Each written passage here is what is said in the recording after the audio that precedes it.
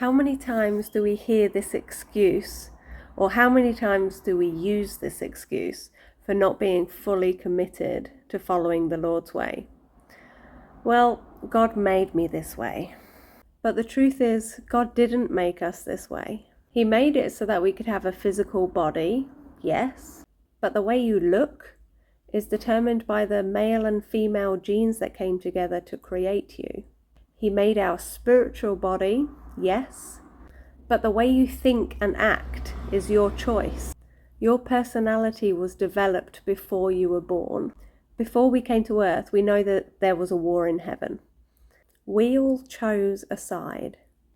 1/3 of God's children chose to follow Lucifer. We were free to choose, which meant we could think for ourselves, we could reason for ourselves. We therefore had our own personality already.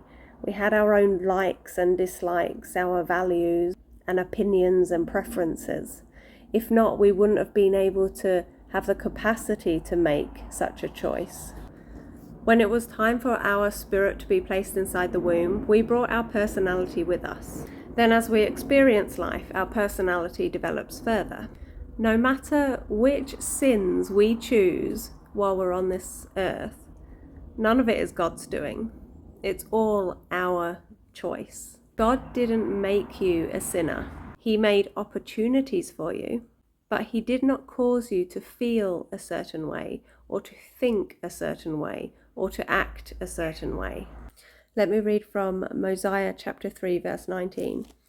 For the natural man is an enemy to God, and has been from the fall of Adam, and we will be forever and ever, unless he yields to the enticings of the Holy Spirit, and putteth off the natural man, and becometh a saint through the atonement of Christ the Lord, and become as a child, submissive, meek, humble, patient, full of love, and willing to submit to all things which the Lord seeth fit to inflict upon him, even as a child doth submit to his father.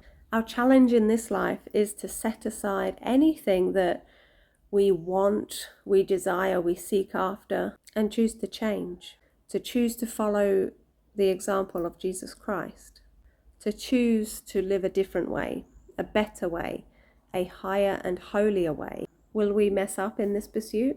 Of course. But that's why the invitation is to become a saint through the atonement of Christ.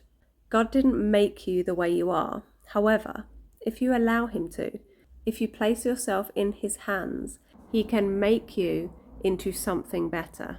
He can make you into someone better. He can mold you into the person He knows you have the potential to become.